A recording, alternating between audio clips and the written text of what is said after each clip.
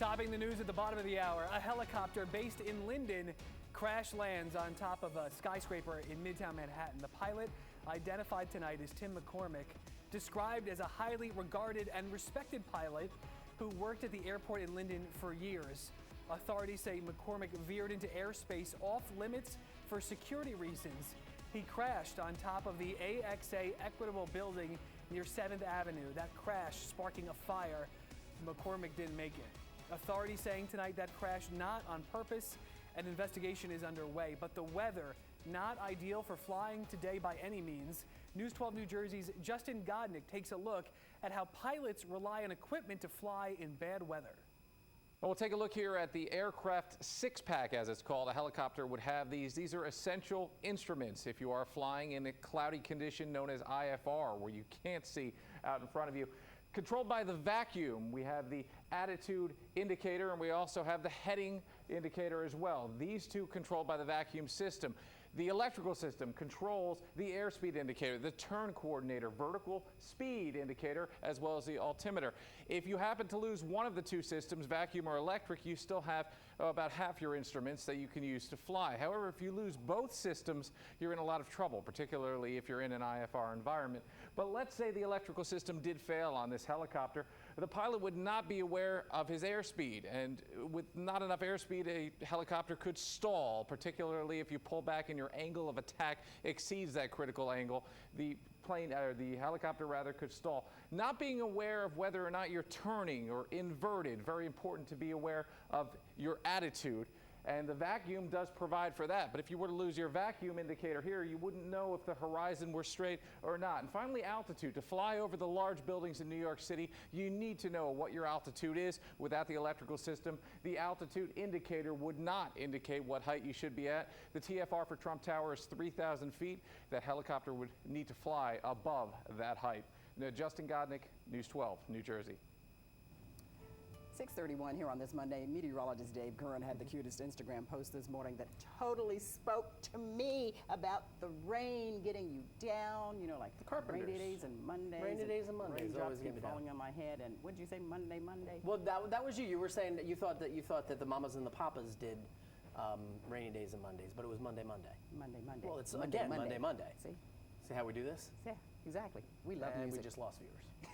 No, we didn't. Let's see what's going on out there right now. Fog continues to be a problem. We've got mainly cloudy skies. We've got scattered rain showers, dense fog over the northeast corner of the state over towards Long Island. I mean, we're talking about pea soup out there right now. And this goes from Bergen County all the way down to the beaches of Northern Ocean County, where we continue to see scenes like this. This is over towards Newark. That cloud deck is about 500 feet off the ground. It's 69 degrees. We do not have any steady rain being reported at the Newark Liberty Airport, but we also are dealing with that nuisance mist and drizzle. So as you're driving around, your windshield wipers are on intermittent. Now we are going to be looking for mainly cloudy skies and areas of patchy fog to take you through the overnight. It looks like our temperatures will go from the upper 60s to the middle 60s and then right back up to the upper 60s very quickly. We're looking at on again, off again showers through the overnight. When it's not raining, we're dealing with dense fog. It looks like this unsettled weather probably lasts until about 9 or 10 o'clock tomorrow morning. Then we start to see the effects of fair weather moving quickly in behind our cold front. This is going to rapidly open up our skies. The sun is back out by tomorrow afternoon. I think by lunchtime we're looking at full sunshine. So we've got on again, off again showers from now through the overnight. Pockets of storms taking you through very early tomorrow morning. By 10 o'clock, we're already starting to see the skies clearing, and we're going to look and run with mainly sunny skies for tomorrow afternoon as temperatures warm very quickly back into the middle and upper 70s. I'll have more updates on that coming up a little bit later in the show. Dave, thank you. A Newark man faces charges tonight after allegedly leading police on a chase through Ship Bottom. Police say Savio Garcia was driving a stolen car when he ran from officers during an attempted traffic stop. During that pursuit, Garcia hit another car before taking off on foot. He was arrested a short time later. A man shot, another stabbed this Saturday night when a fight erupts in Canesburg on Murray Avenue. Police breaking up a large crowd before finding the two men wounded.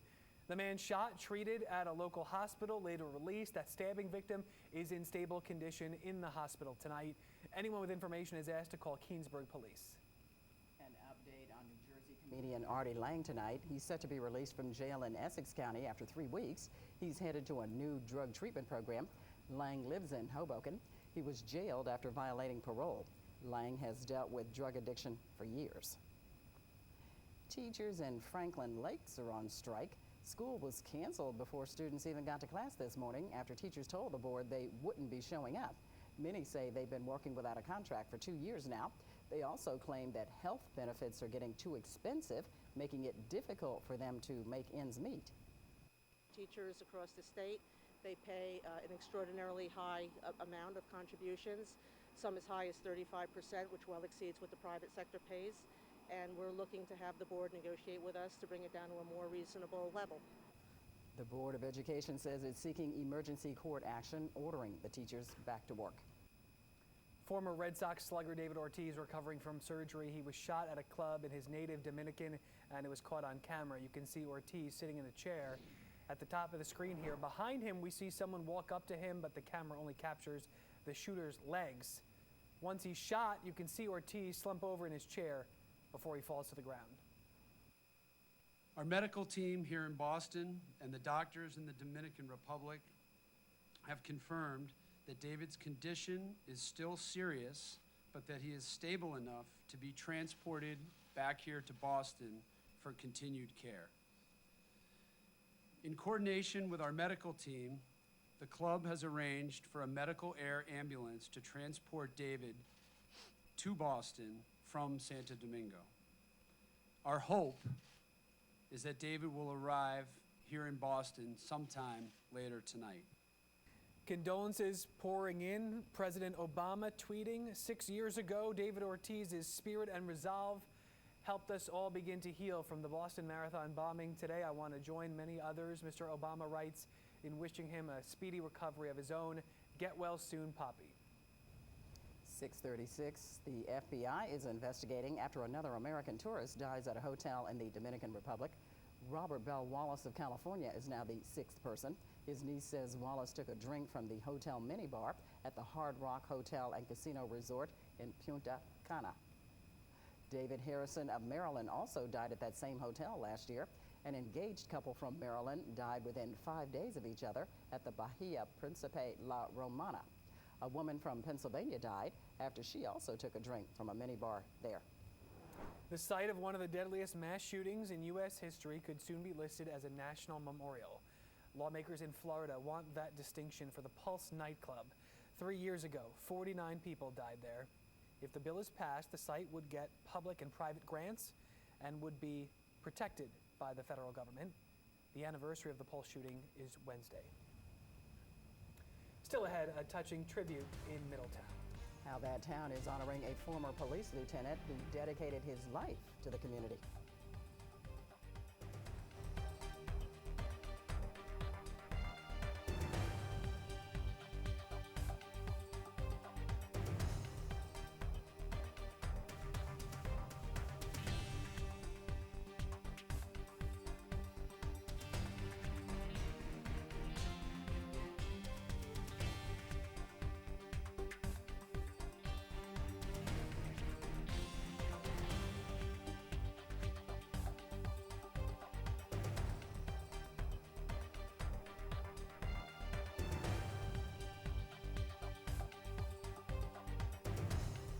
Begin your day with the news that matters to you.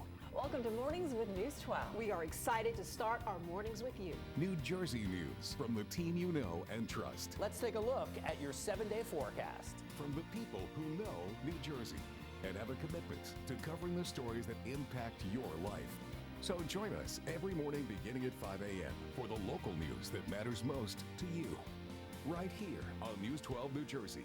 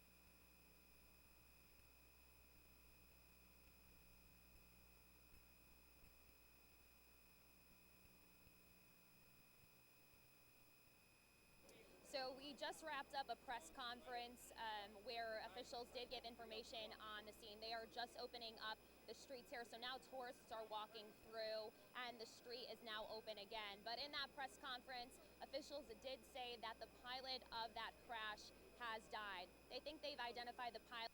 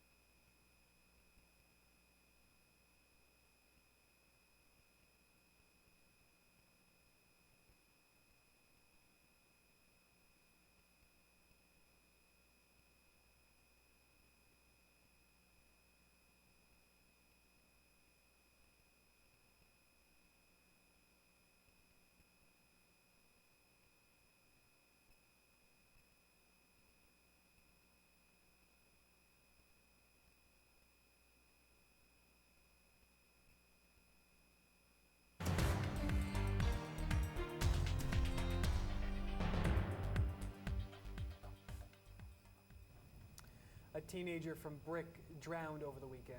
News 12 New Jersey's Chris Keating has more from Toronto Drive.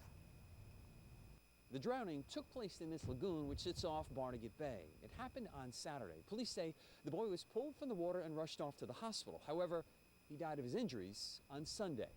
The homeowner tells us the family was hosting a Sweet 16 party at the time for his daughter. The victim was a guest. At around 6 o'clock in the evening, police say the kids were playing in the water. The victim went under, and after about 5 minutes, the group realized that he was missing. At that point, adults at the home jumped in and pulled the boy from the bottom of this lagoon. He was placed in a boat where neighbors were told attempted to revive him through CPR before EMS took him away to Jersey Shore Medical Center in Neptune. So far, police have not released his name. However, we do know the teen attended nearby Brick Township High School. District officials say they are providing counseling for any students in need. In Brick Township, Chris Keating, News 12, New Jersey. A Patterson man bit by a venomous snake is recovering tonight. Police say the copperhead bit the man on his finger over the weekend. He was taken to St. Joseph's Medical Center. He is expected to be okay. Animal Control says that snake may have come from a river nearby. Health officials investigating whether an extremely rare tick-borne disease killed a Sussex County man. The New Jersey Herald reports he died after the tick bit him while he was gardening. 2 cases of the often deadly tick-borne virus confirmed last week in that county. A woman who spoke to the Herald says her father was bit by a tick and died weeks later. The disease has no known cure. Researchers at Monmouth University are testing the water at some popular surfing spots here in New Jersey. This study checks the amount of microbial bacteria in the water before and after storms. Researchers will look at beaches in Deal, Asbury Park, and Long Branch. All will be sampled before and after at least 10 storms this year. The samples will then be analyzed for bacteria and compared with the storm results. Back to meteorologist Dave Curran as we hope for better weather tomorrow. Yeah, we've got great weather for tomorrow. We just have to get through the morning fog, morning crud, if you will. Probably going to be with us until about 9 or 9:30 in the morning, and then we start to see a rapidly improving forecast. Lots of sunshine, and temperatures will eventually warm. We will eventually get rid of scenes like this. This is just terrible out there. Notice the traffic continuing to build there on McCarter Highway.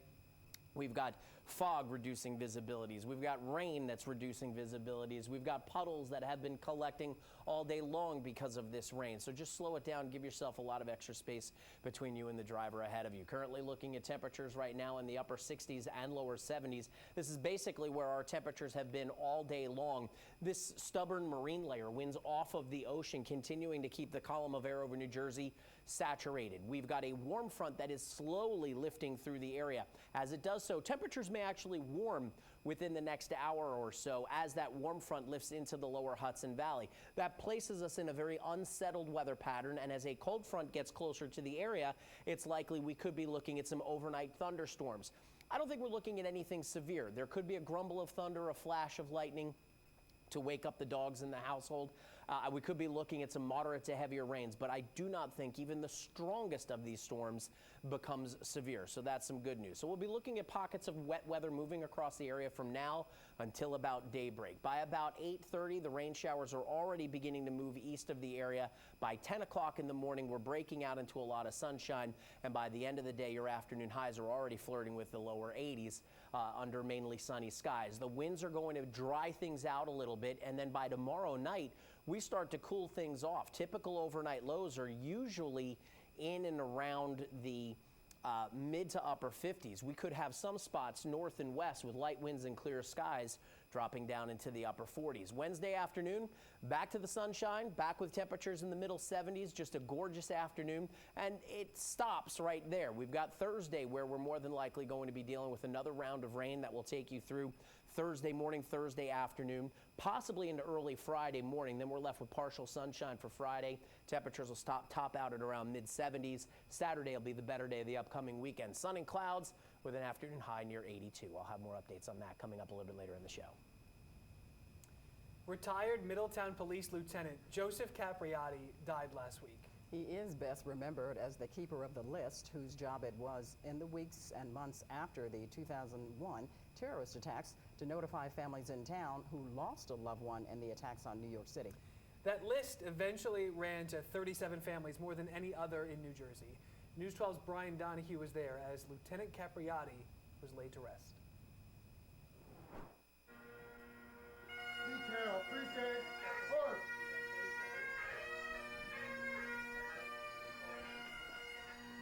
It was not a job that Lieutenant Joseph Capriotti asked for. He didn't seek it out.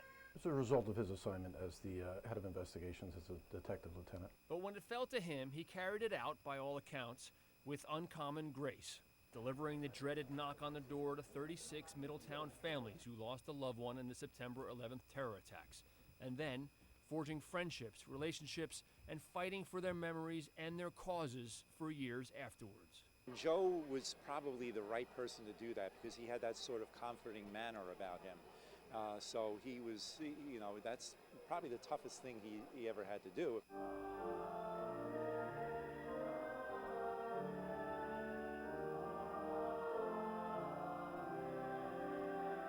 And so today at his funeral and burial, sprinkled in among the crowd of family and fellow officers, were many of those families whose doors he knocked on all those years ago.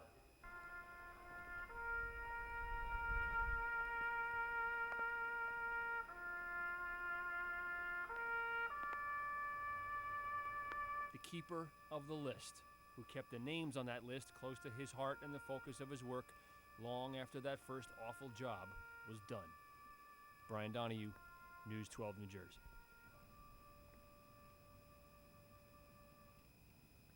Lieutenant Capriotti served almost 3 decades as a Middletown police officer. He retired in 2010.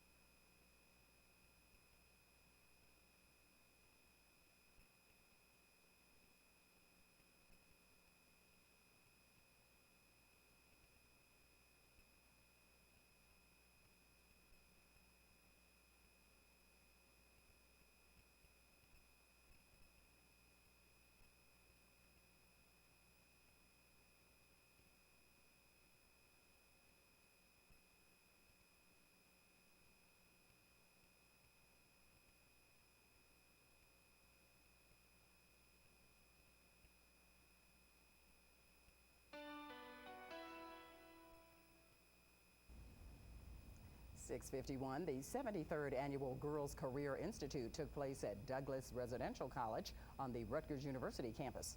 185 high school students from all over New Jersey attended. This yearly program is sponsored by any of 130 local women's clubs affiliated with the New Jersey State Federation of Women's Clubs of the General Federation of Women's Clubs. High school juniors got a taste of college life. Delegates attended lectures and workshops led by New Jersey professionals. They also engaged in the service project Days for Girls, a talent show, and Spirit Night. A big night at the Tony Awards for a New Jersey native.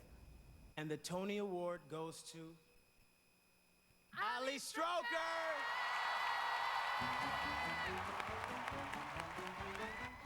Yes, girl, right from Ridgewood, Ali Stroker. With this win, she made history. She becomes the first performer in a wheelchair to win a Tony. As News 12 New Jersey's Karen Lee reports, her hometown is just bursting with pride.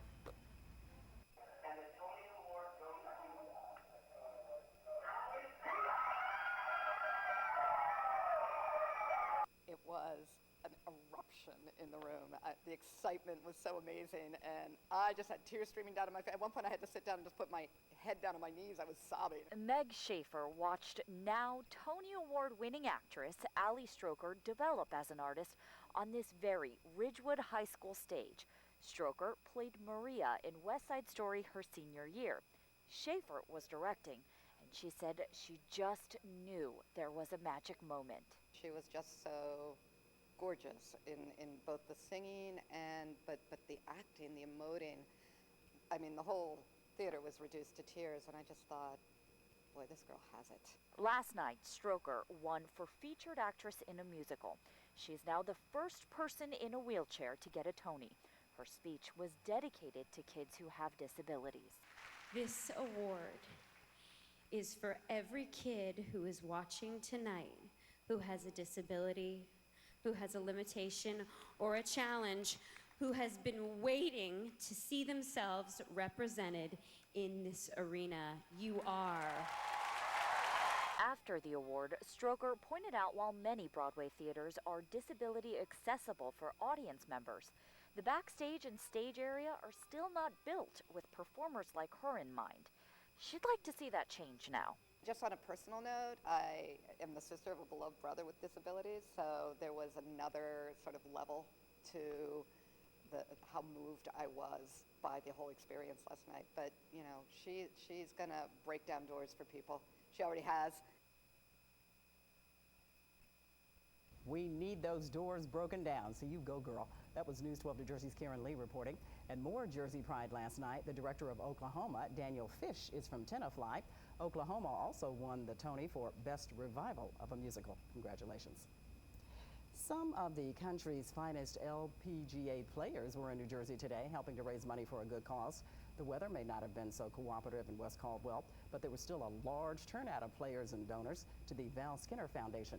Skinner, a former professional golfer, started the foundation to benefit cancer research and services, especially for young women with breast cancer. The foundation was started 20 years ago after one of Skinner's fellow players, Heather Farr, died of breast cancer at the age of 28. Young women have a different issue. You know, they're looking at having children, or they have a 3-year-old. You know, you think about the difference in being diagnosed at 25 or 30 compared to 60. And your life is upside down, and it's a completely different disease in younger women. Sure. The event was held at Mountain Ridge Golf Club. It was expected to raise around $500,000. Stay with us here on New Jersey Tonight. Your top stories are coming up next with News 12 New Jersey's Kurt Sieglin and Annalisa Clevers.